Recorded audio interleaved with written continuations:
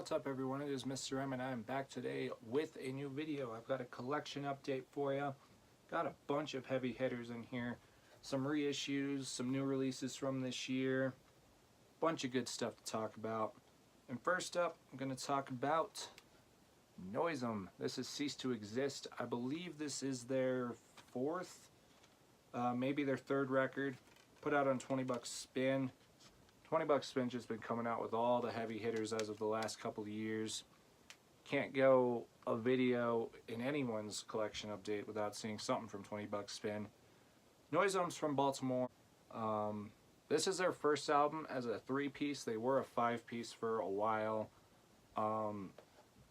This album is filled with some thrashy, death, grindy stuff. Very short record. 10 songs, just over 22 minutes. Some of my favorites: Eyes Pried Open, Deplorable, Constricted Cognition, So Below, Ode to Absolution. I think I just named like half of the track listing on here. Every single song on here is incredible. Like I said, it's a really short record. On the tape version, it just repeats on both sides. But yeah, fucking Noisem, definitely worth the listen if you for some reason have never gotten around to listening to them.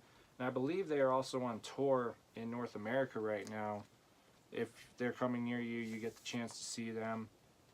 Highly recommend it, even though I've never gotten to see them yet. I also think they're doing a European tour this summer as well, so you fellas over there can see them as well.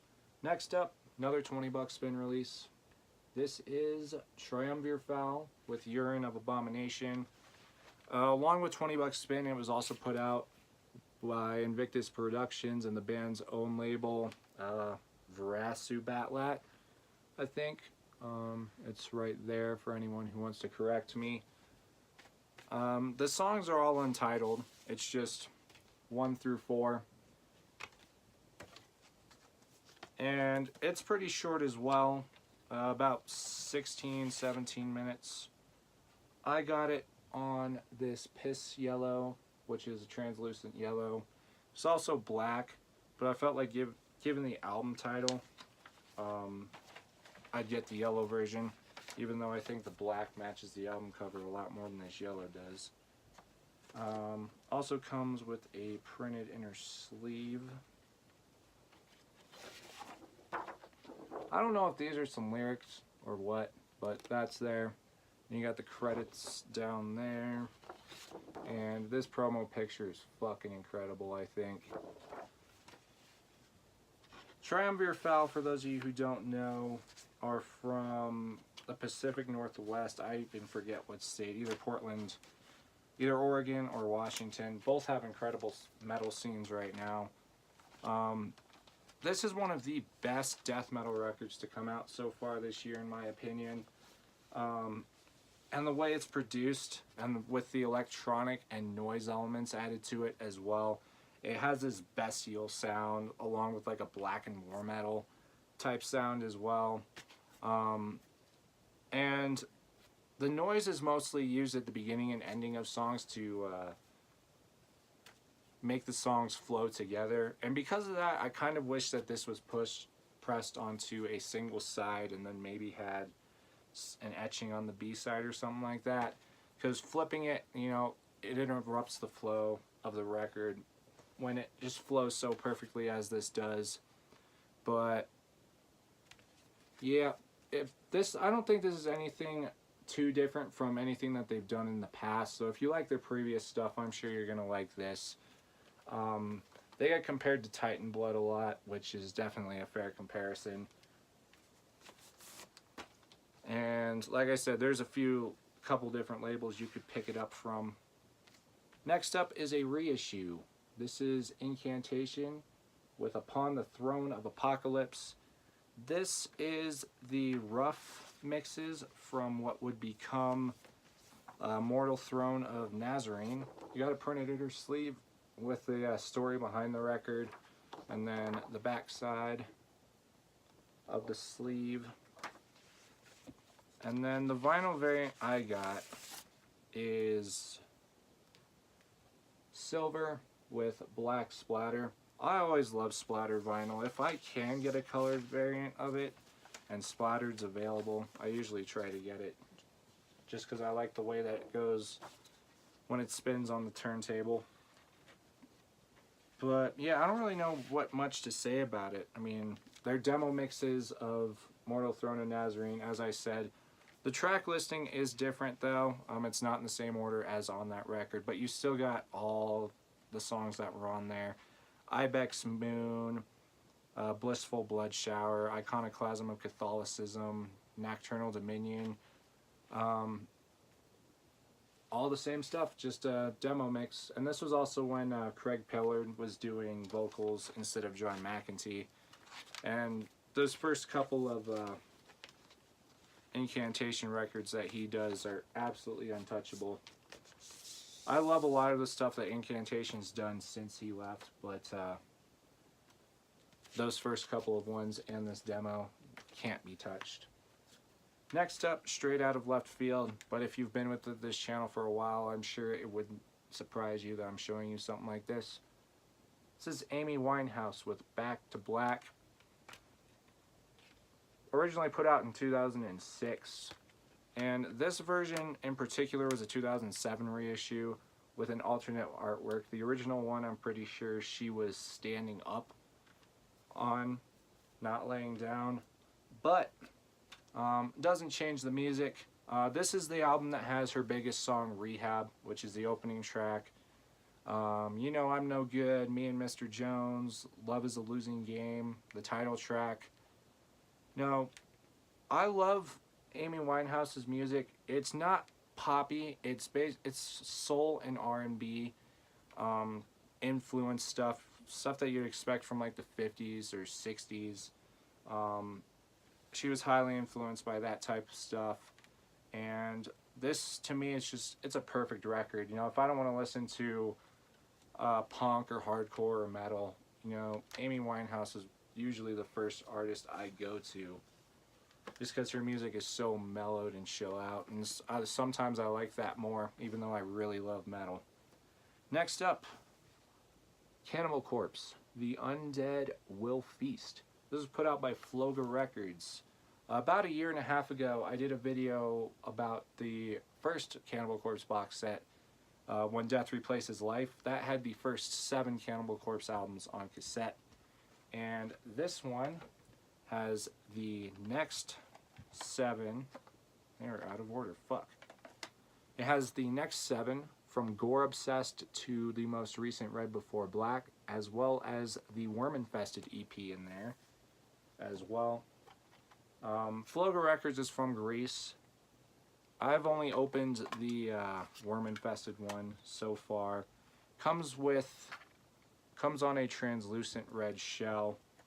Worm Infested is the only one of these that I've listened to, and if you know Floga Records, you know they don't compromise on quality. The J cards, the shells, the sounds, it all sounds incredible. It was officially licensed through Metal Blade 2, which is why on the first box set with the Chris Barnes records, it has the new logo instead of the old logo.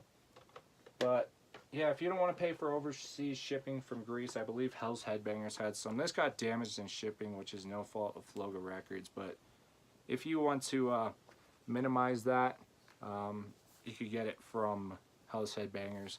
And I like the box too, because it's got the Undead Will Feast there, and bones. And then on this side, it's got a bunch of axes and saws and scalpels holding it upside down. But, oh well. It's like $50 or $60 or something, but given the fact that you're getting 7 full-length albums and an EP, it's kind of worth it. And it comes in a cool box too.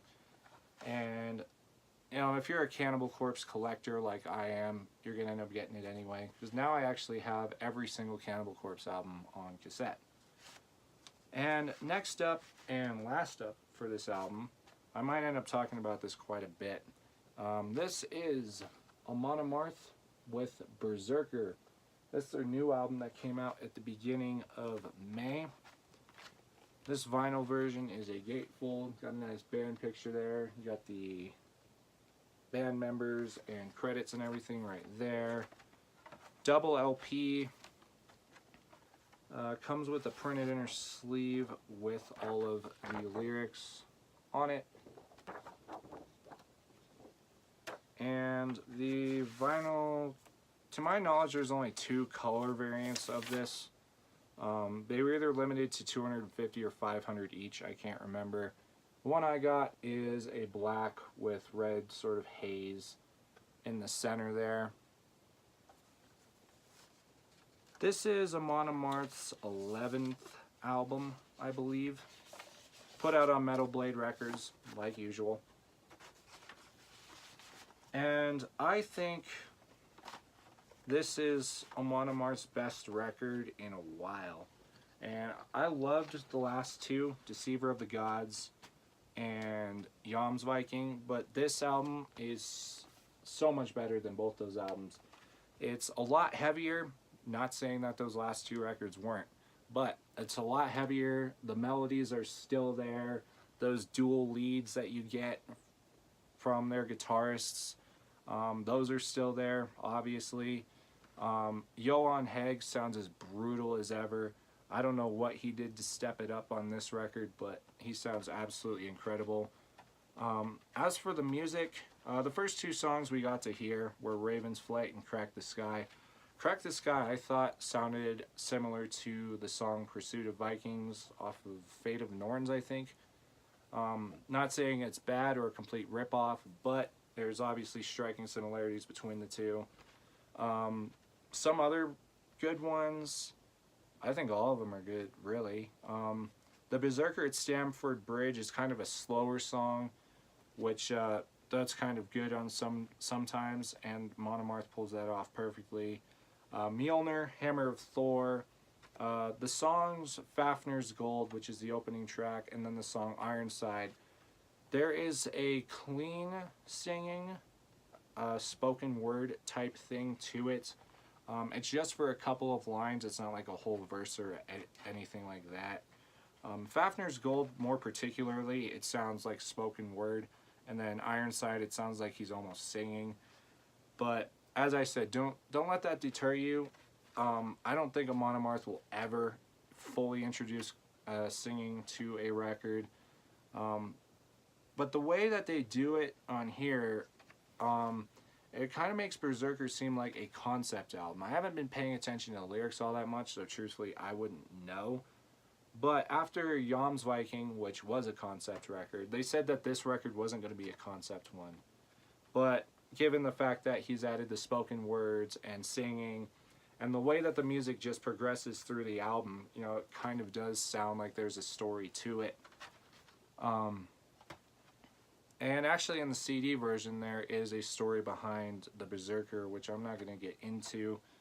But yeah, like I said, if you might have stepped away from Amon Amarth after like Twilight of the Thunder God or whatever because you thought that they were going too soft because they were going in a more melodic edge, I highly recommend you end up checking this record out.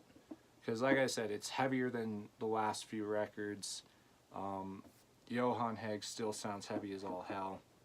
It's definitely worth a shot anyway. You don't have to buy it, obviously, it's up to you, but definitely give it a listen before you just throw it under the bus as another shitty melodic album.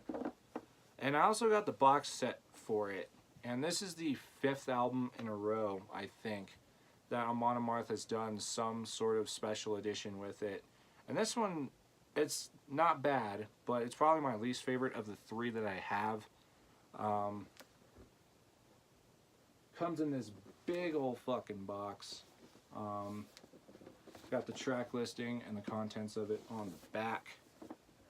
And what comes in it is a shield, which I think is made of ceramic.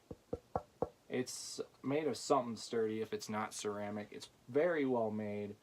The design on it is absolutely incredible. And then you've got the handle on the back. Even though this is very well made, you probably don't want to bring this to a mosh pit. I would not be surprised if it would get broken in there. And then it also comes with a patch of the same design that is on the shield. And then it came with a CD. which I have not opened yet, but I actually drove to New Mexico. I went to my first out-of-state concert, drove from Colorado to New Mexico to see Amon Amarth, Cannibal Corpse, Lamb of God, and Slayer on Slayer's farewell tour. And I ended up, that was actually the release day for this album that I got to see them. And I picked up the CD, and it turned out to be signed, even though it didn't say that it would be signed. So that was pretty fucking cool.